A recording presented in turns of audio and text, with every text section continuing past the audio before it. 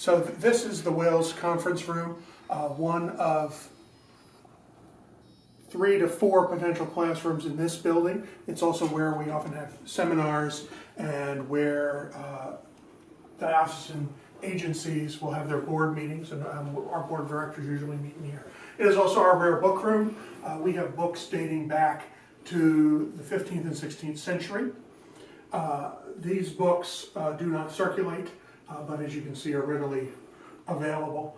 There's a few items in the case back there, the original history on the Reformed Episcopal Church, which was signed by the author, some manuscripts by our founding bishop, Bishop Cummins, actually sermons he wrote before he founded the Reformed Episcopal Church. I think Daniel write Daniel, a book by Joseph Dawson Wilson, who was the chairman of the faculty here for many years, and also was one of the men who wrote the Fundamentals. That's in that case. There's also a book that was in the Augsburg Library, I think that's from the 14th century, on the Anglican martyrs in Latin, is in that case. So there's a lot of rare and special books in this room. This, as I said, it was Wales Conference Room. That portrait is George Handy Wales. He taught Hebrew here for a number of years. He didn't retire until he was age 93. I tell everybody I will not work that long. Our library has approximately 40,000 volumes. It's been larger at times in our history, and we have been rapidly expanding. The main library is here, but then there are books stored downstairs, and there's a small martyr collection upstairs, which I will show you.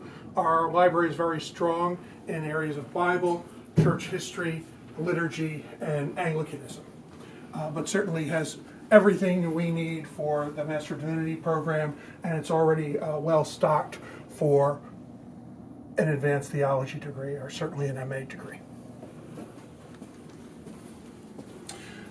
The library also contains a library office where right now there's just boxes of books that they're sorting through to move downstairs, and archives for the denomination and the seminary. That room is filled with fireproof cabinets and those archive materials. If we go around the library, in the back corner is our reading study area. The students like that a lot. This is my son Samuel. Samuel, you can join us on the tour. Hi. Sure. Hi. Hi, Samuel. Hi. Nice to meet you, Samuel. Nice to meet you. I'd shake, but I've got my hands full. I'm Craig. So if we come back this way, here's our periodical reading area. And our current journals are all there, and then the background issues are behind them or downstairs. It's a comfortable little spot. Yeah, it's a favorite study spot. The building is Wi-Fi. It has Wi-Fi throughout the whole building. That chair right there sometimes is the only spot where someone will lose a Wi-Fi connection. But otherwise, That's actually pretty good. You can get Wi-Fi everywhere throughout the building, and in our building next door we have a repeater for that. And then there's 2 student computers there, mostly for searching the library. And we can head upstairs. As we go upstairs, off to the right, we see the seminary ranch house. The seminary actually owns all the way to the chain link. Actually, that chain link fence is actually on our property. We own all the way to that gray shed there. We just had the property surveyed.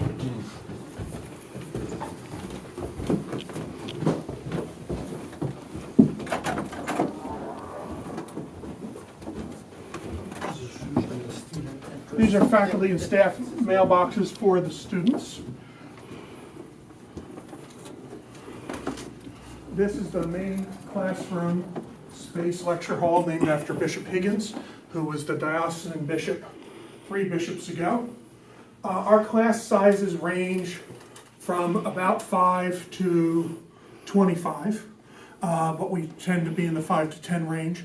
This classroom, like the one downstairs, has a projector built in for PowerPoint. The classroom in the building across the way, or other classrooms we use a portable one when needed. Tell me about this piece. That is a lectern that the seminary has had for a long time. We had a student who has some back issues and has to stand and needed a place to stand, and we had that lectern, which wasn't doing any, was available. So we brought that up for him to use, so he sort of feels like he's at Hogwarts. Which I like to talk about Hogwarts because back in the day, with the seminary used to have the philosophy, which is actually in the catalog in the 1950s, that we only taught the truth. Of course, that can be problematic when you look at it from a couple different standpoints. But that came out in the library policy, in that they had a restricted section where they put the likes of Bultmann and Bonhoeffer and didn't let the students read those books because they didn't want the students reading theology which might lead them astray. Well, we certainly want our students to be biblically centered and have a Christ-centered worldview based on Scripture. We also want them to read various viewpoints, to digest them, and compare them to Scripture. So, unlike Hogwarts and unlike RE Seminary of the years past, our library does not have a restricted section.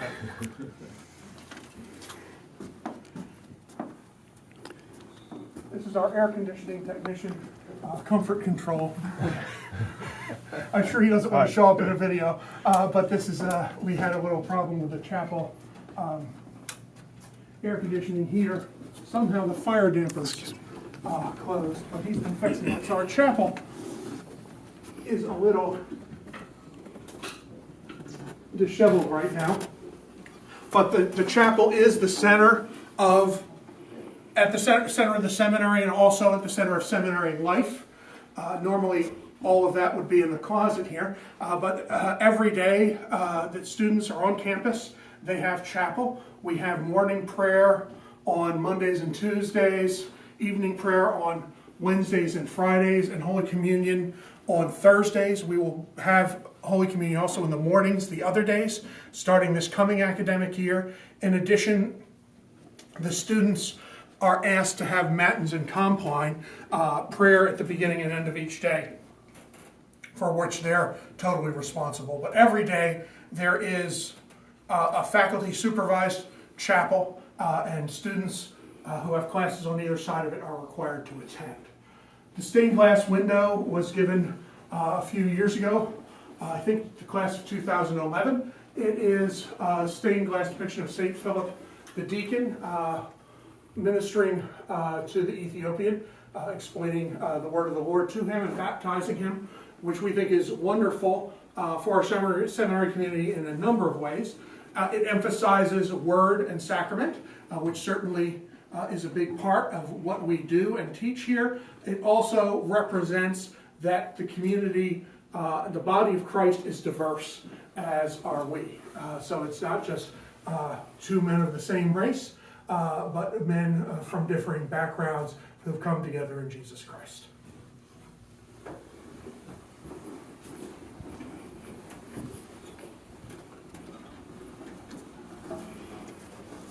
Along this wall are pictures of people who've served the seminary over the years. I always say that it's just proof that if you're here long enough, you will be framed and hung. And in fact, I've already been framed and hung myself. This is the Bishop Herder Study Center. We can hold classes in here on occasion, mostly language recitations. Mostly this room is a student study area. It also houses the Paul Schneider Memorial Martyr Collection of the library. Paul Schneider was the first martyr under Adolf Hitler. He was a Christian pastor who was sent to the Buchenwald concentration camp when he stood up for the rights of the Jews. One of our alums, Claude Foster, wrote this book. He was a professor of history at Westchester University and a member of the Paul Schneider Society. There is a Paul Schneider Society in Germany. The one here in America closed, and they donated a few publications and pictures and a little money to the seminary so we could start a collection of books by and about martyrs. So that's what this is. And here's This is the book in English, and here it is in German as well.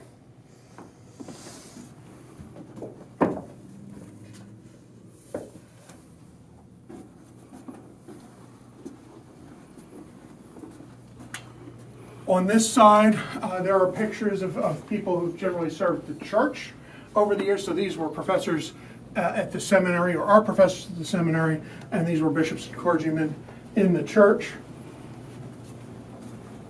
That, Yes. Rudolph's grandfather? Yes, that's Bishop Rudolph. We'll have to swing by to see Mark Rudolph's grandfather, Dr. Rudolph, who's in one of the offices back there. Yeah. His picture, not he himself. This is the Peach Dining Hall, named after Bishop Peach. His portrait is right there. Appropriate that he's a food item. Yes, somebody came up with that idea. This is a general place that staff, faculty, and students eat. We have classes. Generally, classes are structured so they run 3 hours a day for 10 weeks. Generally, there's some adjustment depending on the day, either 8 to 11, 2 to 5, or 6 to 9. So usually this room is filled with people taking breaks, eating lunch, dinner, what have you. Here are some pictures of older classes. This is approximately 1979. Right there is Herb Lusk, the leader of People for People, who graduated with his Master of Divinity. And we see Dr. Robert Rudolph there, along with Bishop Higgins and George Handy Wales. And this was at the old location at 43rd and Chestnut. As we pan these pictures and come around here, we see the class of 1907, which gives concrete evidence that we were one of the first integrated seminaries in the United States.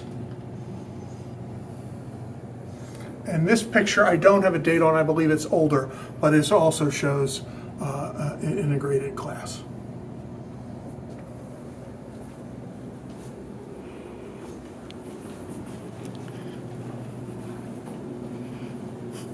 This picture shows the Seminary Grace, which has been sung here for decades, probably more than a century, at the end of every chapel service.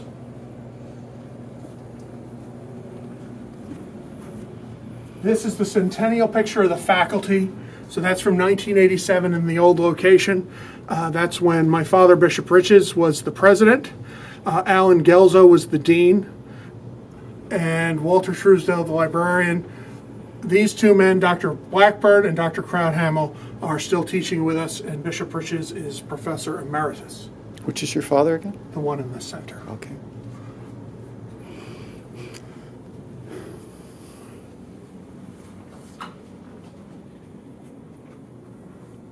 This is the anteroom to the bishop's office. And this is Bishop Hicks' office. It's also our chancellor and president and associate professor of biblical languages and literature.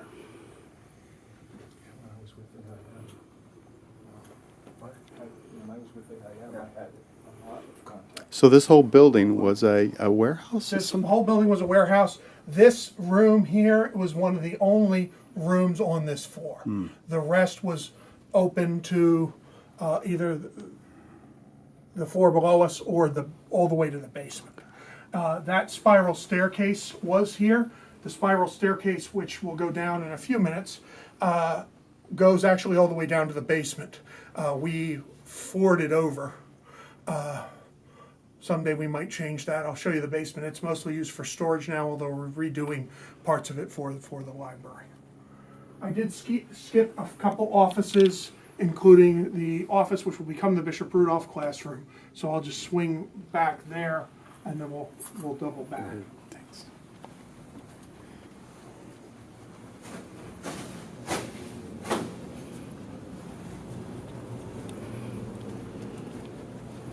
Oh, actually, sorry.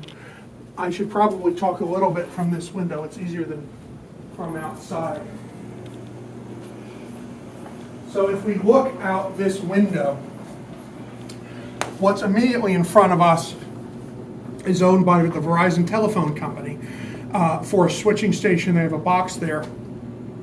but that's all they use it for. We're allowed to use it as open space, which we do for our picnic and other things. We mow that property, and part of it here is our property, and certainly where you see from this side of the building all the way over is all our property. So that's our driveway entrance from 202. This is the space where we hope to build a chapel at some point.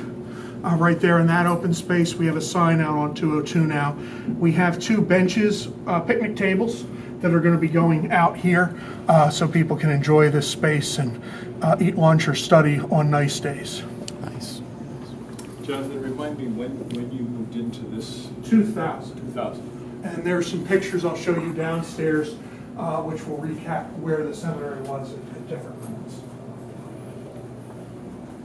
So I graduated in 1999, so I was the last class at the intermediate space in Roxborough. And then after I graduated, they moved here. That wasn't connected, that wasn't A causes B. Oh, okay.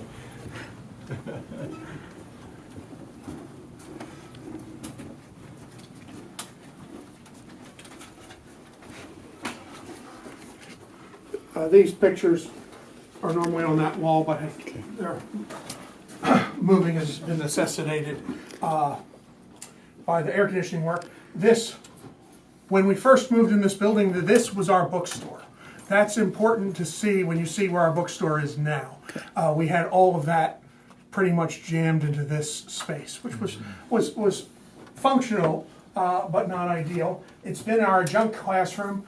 We just have another professor who's also going to be our director of assessment, Dr. Robert Arner, and this will be his office.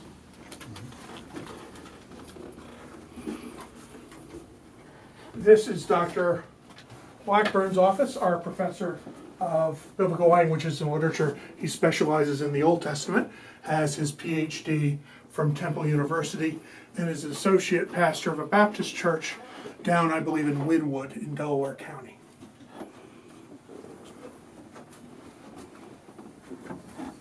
We'll navigate past here. This is Dr. Dale Krauthamel. His office. He has his doctorate. He also has his THM from Princeton Theological Seminary, his MDiv from here.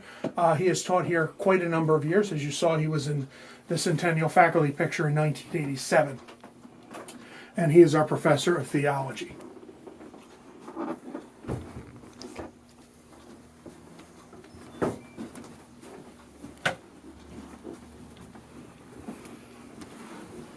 This room is right now our IT office.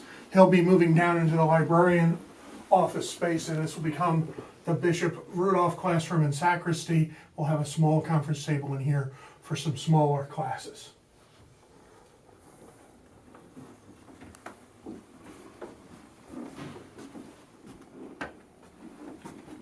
Feel free to ask questions. We'll go down the spiral staircase. Oh, looks like we chased away the repairman. This might be interesting.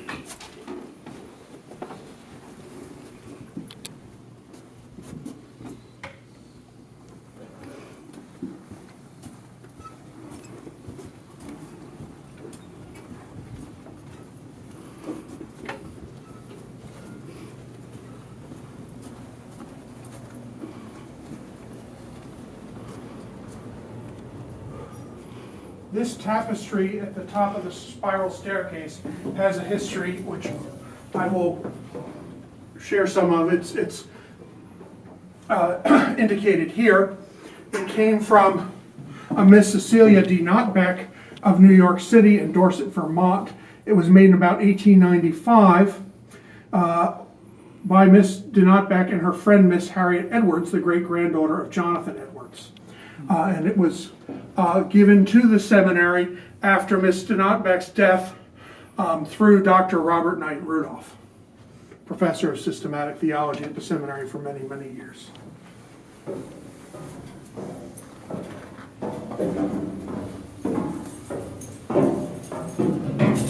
Here's the portrait of the Reformed Episcopal Church's founding bishop, Bishop George David Cummins. This was one of his desks and Bibles. Here is the charter of the seminary going back to 1887.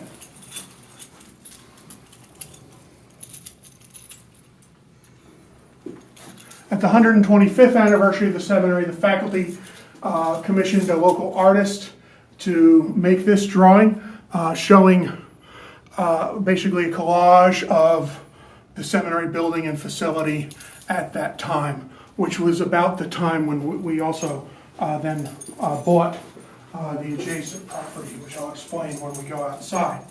Here is our office administrator's office, which has two more pictures.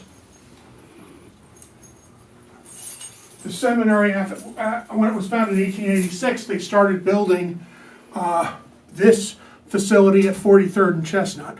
4225 Chestnut Street, I believe, is the address, or that might have been the adjacent building. But that was meant to be the cathedral for the Reformed Episcopal Church and the seminary. They built the adjacent building later for the seminary and moved there, still using the dorms and the original building for a variety of reasons. A lot having to do with the community and the changing constituency in terms of theological education. The seminary moved from that area to Roxborough in the early 90s. Around that time, the seminary also changed its name, at least in terms of a known as name, to Philadelphia Theological Seminary. We still have that name as a fictitious name with the Department of Education. It was not well received by the seminary constituency because while we are a seminary that's very ecumenical and will train anybody, we are unapologetically Anglican and Reformed Episcopalian, and that is part of our identity. We're not trying to make everyone into Reformed Episcopalians, but we are very honest about what we are and what the ethos is here at the seminary. And in fact, both names are true. We are the Theological Seminary of the Reformed Episcopal Church, but we also are the Theological Seminary of Philadelphia and beyond. So we were there until 2000 when we came to this facility.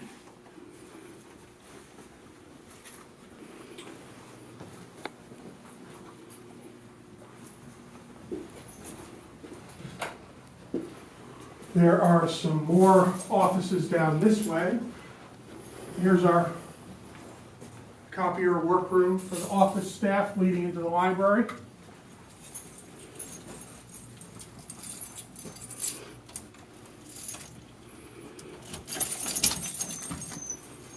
This is our maintenance and bookkeeping department. Director of admissions and recruiting and financial aid, and the messy dean's office. Who might that be? Well, you notice that my calendars still say April, and that's because I haven't had time to turn the pages. Well, they say a clean desk is a sign of a blank mind. So. Right. Well, and people they know how busy I am by looking at what month it is in the dean's office. That's great. Okay. You're a baseball fan, apparently. I am. I'm a Phillies fan, and I'm a theology fan, so I have Calvin and Wesley up there too. Are they up to bat now? No. It depends. It depends what game is being played. I would go to Calvin rather than Howard for many, many things. So we can go outside and across to the new building. I don't think we'll go in the dorm house, but I'll at least show it to you. So this was the building that we bought and renovated in 99-2000. This is 2nd Avenue coming in here, and actually the midpoint of 2nd Avenue is the property line for 826 2nd Avenue. So you can see if you follow 2nd Avenue through, a small part of this parking lot here was part of this property, and actually the property line is these cherry trees as well. So both ends of the parking lot were partially on this property, so we were paying a small amount of rent yearly to the owner of that property, who eventually came to us and said, I'd really like to sell, and I'd like to sell to you. That's a long story. I had seen many years back before we bought it, he was advertising space for rent, and I called the realtor. I said, at some point, if he decides to sell, we might be interested. And we had a student back then who really thought, the seminary is a great place. There's a lot of things going on here. We really need more space. And he's from a different tradition than Anglican, which you can tell as this story unfolds. He started praying that the Lord would deliver that building into our hands. And not only did he start praying, but once a week in the afternoon, he would circle the building in the grounds, praying that God would be his will, would find a way to bring it into our hands. And as I said, later, the guy who owned the building came to us and said, I really want to sell you this building. We talked about it. He had a price well over $1 million. We could see that we could use the building in the future and even presently in terms of a campus, since we're kind of locked in here. And we talked about it and we said, well, we just can't do it. We're interested, but we can't do it. About a year later, he came to us with a lower price. It hadn't been on the market. He said, I really want to sell you this building. We again took it to the board. The board was sort of of the mind, we can't afford to buy this building, but we can't afford not to buy this building. We made an offer, went back and forth. Eventually, he sold us the building at terms that we could work out. So we own 831 DeKalb Pike, as well as 826 2nd Avenue, and then 832 2nd Avenue, which is the ranch house. So that makes up our entire campus. Next to this 831 DeKalb Pike, this property is owned by the auto repair place next door. He owns both properties on either side of him. That way his neighbors can't complain about any noise he makes. But he allows us to use that open space as well. I guess we'll just walk down here so you can get a picture of the dorm house. This is the Milton C. Fisher house, named after Milton Fisher, who was in the Centennial picture. He taught Hebrew and Old Testament here for many, many years. This is a 4-bedroom ranch house, 2 bedrooms upstairs, 2 bedrooms downstairs. Usually we have 4 single men live there. They pay $400 a month each, plus utilities and help with the grounds. The parking lot all the way around that house is part of our parking lot. The house next door actually is owned by Emmanuel Insurance, but they have offered to sell it to us. Right now it's not in our budget, but certainly could be in future plans, depending on what God has in store. How soon, Jonathan, are they looking to sell that? I think in the next year they want to move, and they're willing to sell or sublet it to us. I'm not sure the terms at this point are favorable, but there's always negotiation. Does that property extend over to 202 or not? Let's go out front and we can talk about that. Our property, those apple trees are ours, and as I said, technically the chain link fence is on our property, and our property extends to the gray shed on the other side of the house. Our survey marker, we own the land just on the other side of the creek. So Okay. that would be in a floodplain. All we could do, we'd probably have to do a lot of permits and things to do it, but build a bridge and put a gazebo over there, which is not in our 10-year vision at this point. But as I said, we own back here. I guess as long as I'm back here, I eventually take you in the basement. Right here is Verizon's property, which goes out to 202. So we own right out to our steps here. And then this is Verizon's, but they just use it as a switching station. Their trucks go into their parking lot and fix things when it needs to be. but they don't mow it, so we mow the sections closest to us where we use it as green space and have a little wild buffer area there. There's the creek there, which, as I said, part of that is on our property as well. And then after their little substation here,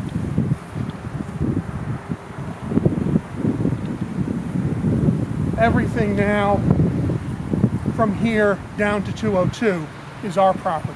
So the space right in front of me is where we want to put a chapel. That those wooden posts are on our property and go all the way back behind to 831 DeKalb, which we'll go over to in a minute. I'll show you the basement. It's mostly been used for storage. We're doing a few things as we expand our library to make this more into good library space. It's also basically the maintenance work area.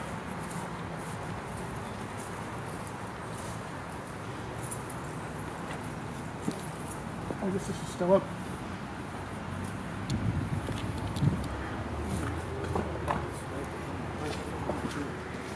So we rent a small part of the basement to a vending company, which they use for storage in there. This is our maintenance area where we keep our tractor and lawn equipment, snow melt and the like.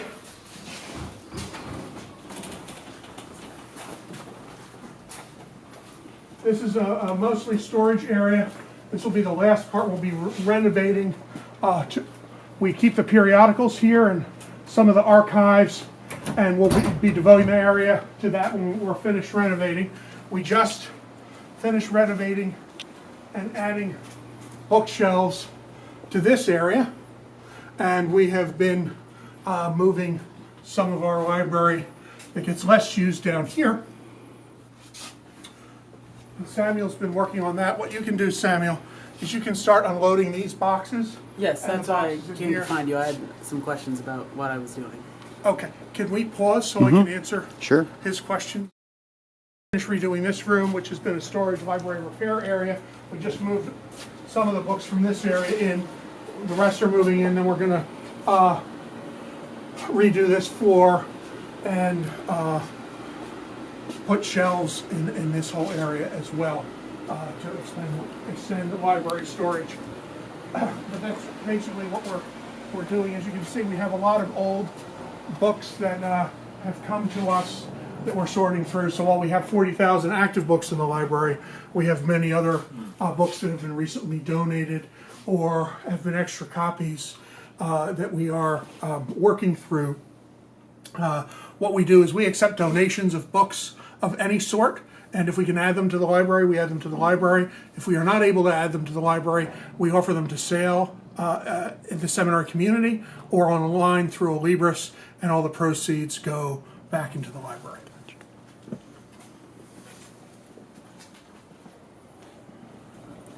And there's a small bathroom here, which eventually needs to be renovated. It's the basement bathroom right now. And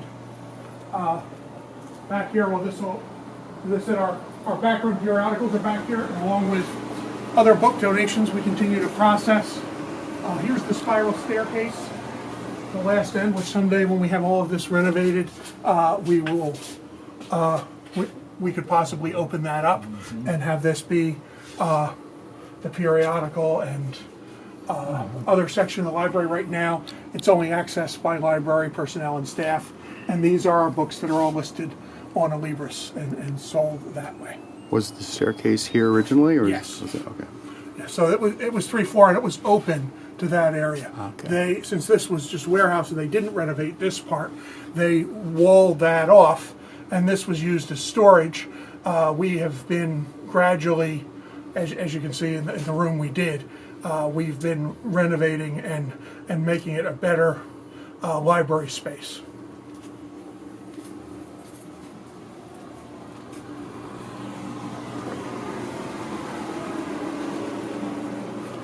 And obviously, I wouldn't use videos of down here as a promotional. Sure. I'm just giving you all the information. My wife says that I have what she calls projectile honesty, which is if you ask me something, I just tell you everything. The whole thing. Court of law, they'd love you. Well, Or not? well, my wife loves me. She's gotten very used to it, but she knows that if the question's asked, I don't even do white lies. I just put it all out there.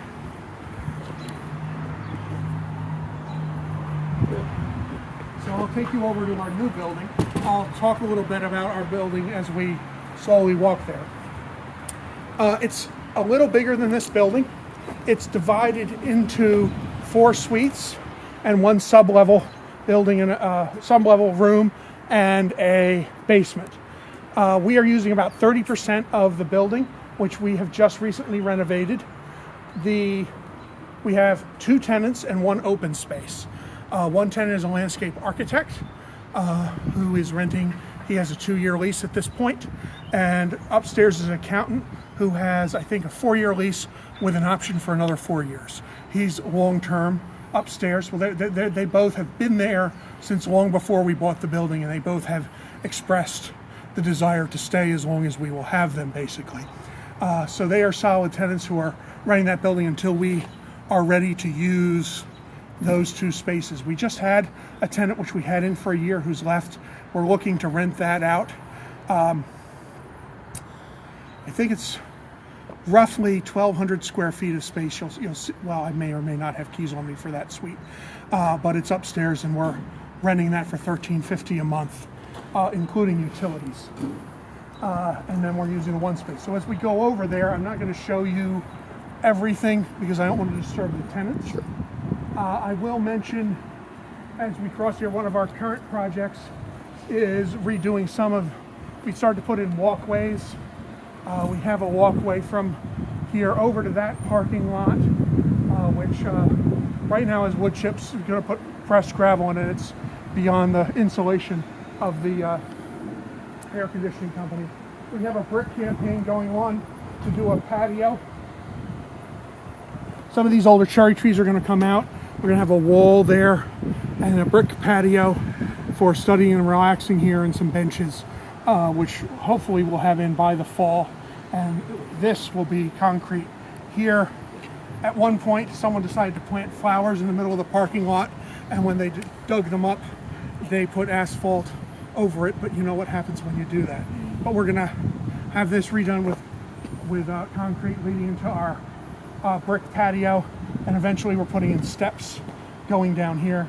We use this part of our new property for some staff parking and the like.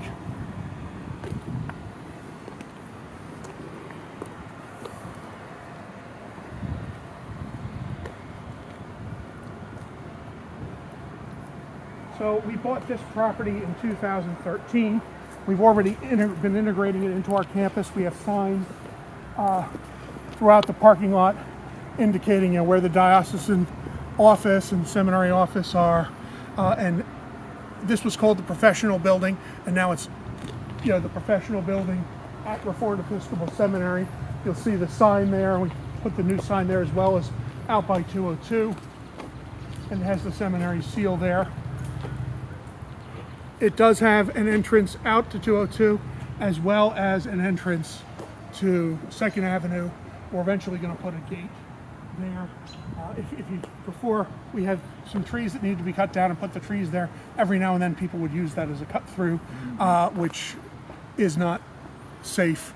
So we're going to put the gate there eventually. We're working on those trees.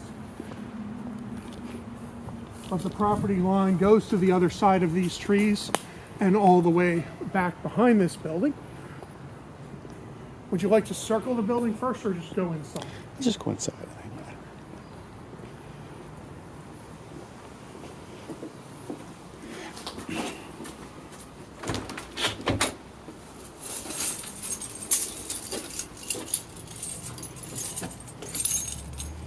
Practicing my technique. Yeah.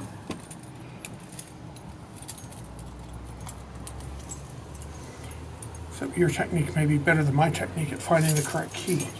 Here we go. Yeah, go ahead.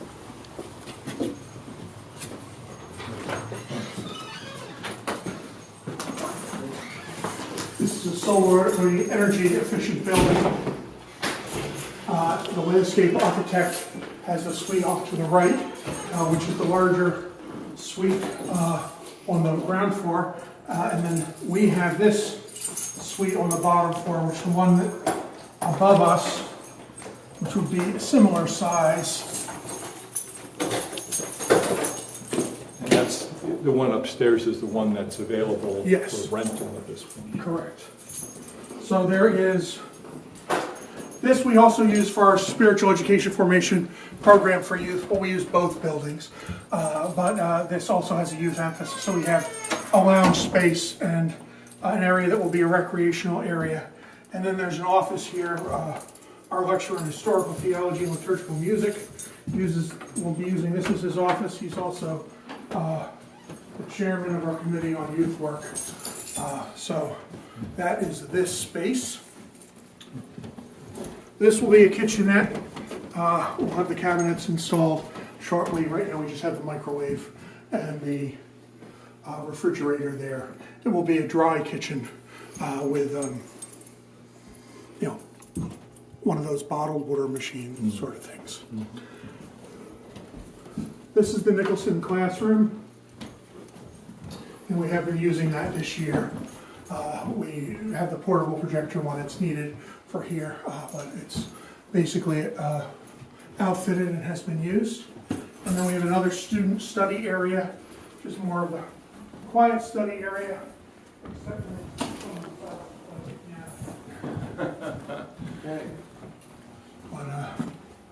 I'm sorry, I missed that last line. This is the, you saw the student study area in the other building. Here's another one, and this is the quiet study area, except when someone decides to play the piano. But we have pianos in both buildings. Because, again, Anglican formation is important to us, and we do have an emphasis on liturgy and music. And we have all the students, as well as taking homiletics and liturgics practice, have a few classes in liturgical music as well.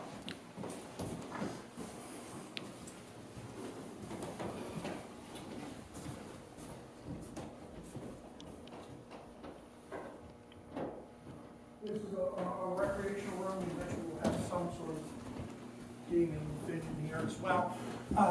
We've also used it for classes that are more Socratic in nature, where people can just sit around and talk about things. I had a class where I taught Dostoevsky in a Christian worldview, and once or twice we came over here when we were just talking about the book and applications. There's pictures from the 90s. So you see before he was bishop, Pastor Hicks there when he first started teaching Greek. You see Bishop Riches speaking in chapel. Dr. Peter Lilback in the lower right corner served as an adjunct professor, actually when I was here in the 90s, taught church history. He's now the president of Westminster Seminary. And Charlie Hara, who's from a Christian Missionary Alliance background, is one of our adjunct professors.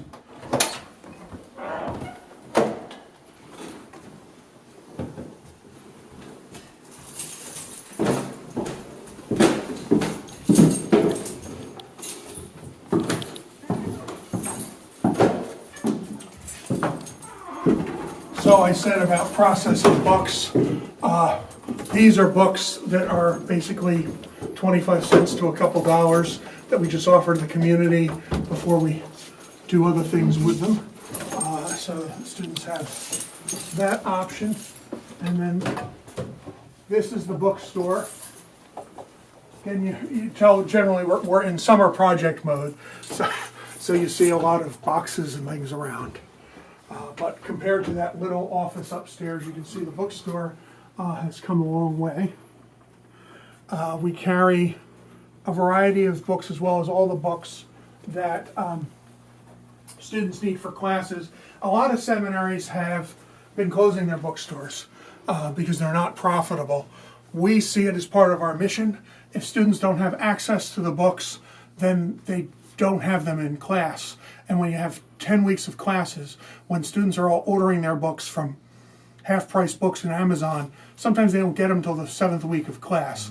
And that doesn't promote a good education. So we prefer to have the books and have them available and see it as part of our cost of our mission, because students need to have the books available. And our professors can say if a student doesn't have a book, go to the bookstore, they have the books. So in this section are all the books for classes that were offered this past quarter, required and recommended books.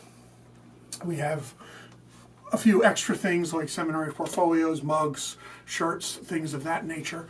But primarily we're concerned with the students having the resources that they need to complete the curriculum. The bookstore extends into the basement, which the basement was full open. My maintenance director said that he was going to build a wall, and he built it a lot faster than Donald Trump built his. So we have a wall making the bookstore a completely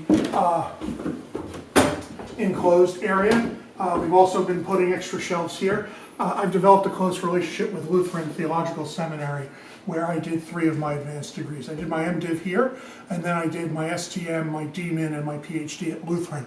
I have a lot of friends there, and the librarian has they haven't needed more books, so he's been sending donors to us with books. And they were recently redoing things. We had just bought some shelves, but we needed more shelves, and they offered us probably 80 sections of shelving. So we graciously accepted.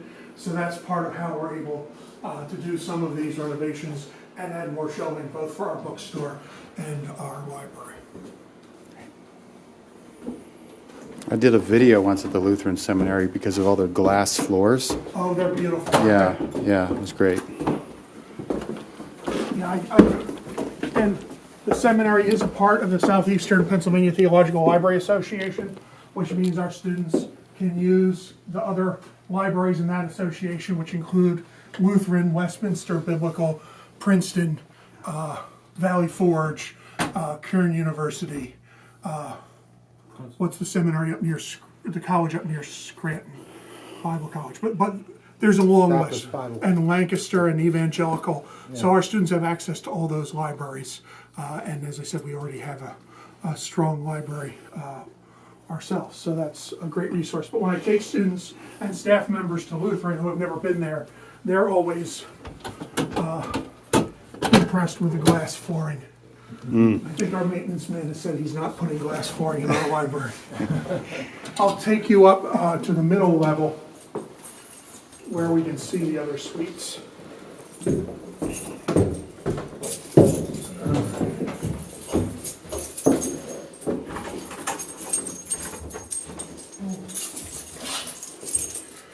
Some of those books you will see why we don't have them in our library. Yeah, a few of them I wrote. No. Well, maybe we ought to reconsider. It's probably because we already have 2 or 3 copies of that. I'm sure. So this is the common area of this building. There actually are a ladies' room and a men's room here, as well as a third restroom and a shower. It's a nice solar energy efficient building. The larger suite off to the left, which is Mettler & Company, a CPA firm, and then this off to the right, which would be similar in size to the one downstairs, except it also comes with a central office. I think it's locked. Our vision long-term is to put a large classroom in the large space downstairs, where we could have classes with technologically sophisticated equipment so we can broadcast classes to other locations or broadcast professors in. We would like to potentially use this as office and classroom space someday, and a dorm area off on this side, which could have 9 rooms. There's already plumbing running up to here, so 9 rooms with a common kitchen. Potentially those rooms would have bathrooms. Before we can do that, we would have to put sprinklers in this building. It doesn't have a sprinkler system. We are approved for all those uses. We would just need to sprinkle the building before we could have people living here. not sprinkle us and consecrate, but I don't think I have the key to get into this space.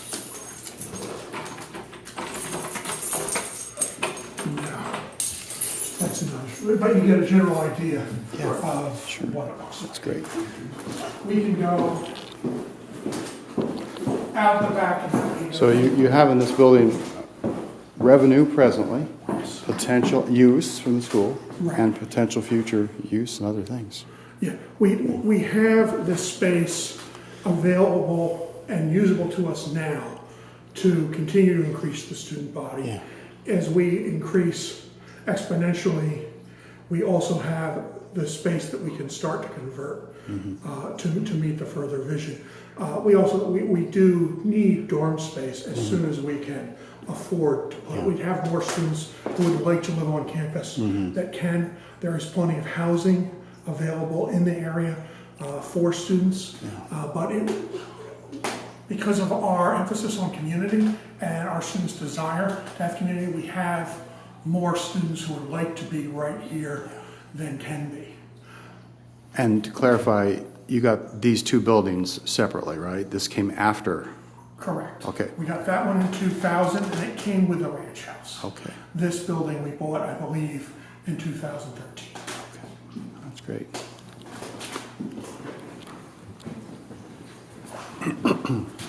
And we've made renovations to this building as well. We renovated that suite that the accountant used to be downstairs, and he wanted a bigger space.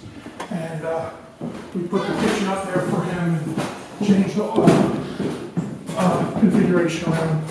Here's the back of the landscape architect's space that is already built with a small kitchenette. And we're on the other side of the bookstore, so if we went down there, there's the bookstore and the other half of the basement downstairs, which you've seen half of the basement, you've seen it all.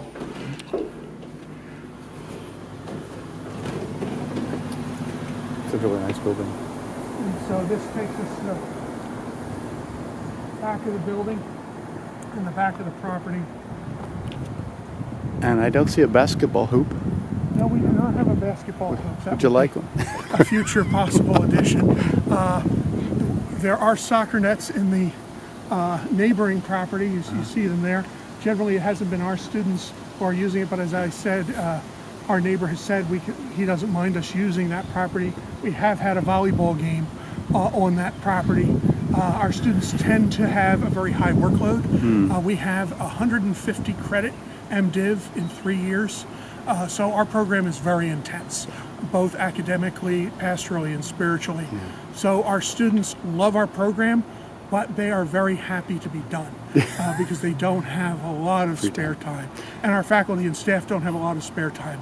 But they do find their way across to the pub and Discuss theological topics. Yes, exactly. What's the average age of your student body? It has been older. I would say 5 years ago, if you asked me that question, it would have been 45-ish. Now I would say it's certainly going down. Our incoming students, since we got approved for Title IV, and students can get financial aid, although we discourage them from getting financial aid because debt won't be good for their future. It allows them to defer their student loans from college, and that was a major obstacle for them before. So we've been seeing more and more younger students come. Our incoming students, I think there's quite a few of them in their young 20s, and our recent students have been in their young 20s to 30. So that's more the students that are coming in. And again, that also, there's a difference there racially. I would say our white students tend to be younger, and our African American students tend to be older, as well as, and part of that is also ecclesiastically. So our diocese and most other Anglican dioceses require students to have an MDiv before they can be a priest. Many Baptist churches, Assemblies of God, Church of God, do not require students to have an MDiv before they're ordained. We have many students in those denominations who become pastors and realize they need more training or want more training, and they come back. So we have a student who just graduated who's 60. We have another student who's finishing who I think is, we'll just say, older than that to protect and he's a great story. He's someone I have come back. His name is Pastor Willie Graves. He's the pastor of St. Philip's Baptist Church, 6th and Girard. He loves this seminary. He enrolled here a few years back. He had a heart attack this year.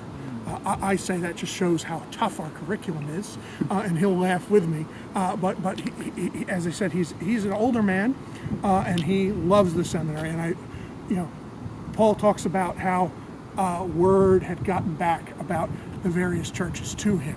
Well, word's gotten back to us through the community about what our students and alumni are saying. And that really does encourage us, because we know people don't just tell us that they like the seminary, they're telling other people about what the seminary has done for them. I'm sorry, I'm a little passionate. It's understandable, and It's a good thing. it's a good thing too. Yeah, I guess if you went somewhere where no one cared about the institution, you'd say, we don't know we can do much for you. We also have surprisingly, a lot of wildlife on the campus from time to time. Sure. There's a lot of deer that come by. Geese usually make their home here. We had a hawk. So while we're right in suburban Philadelphia we're only 10 minutes from Biblical, 10 minutes from Westminster, near 15 minutes, 20 minutes from Lutheran Seminary, and other resources in the city. We're also not that far from the country. If you go, Doylestown is probably 25 minutes, depending on how fast you drive on the bypass. But we are conveniently located. The 96 bus line runs here on 202. Most students do commute or prefer to live on campus, but students can take the bus when they need to.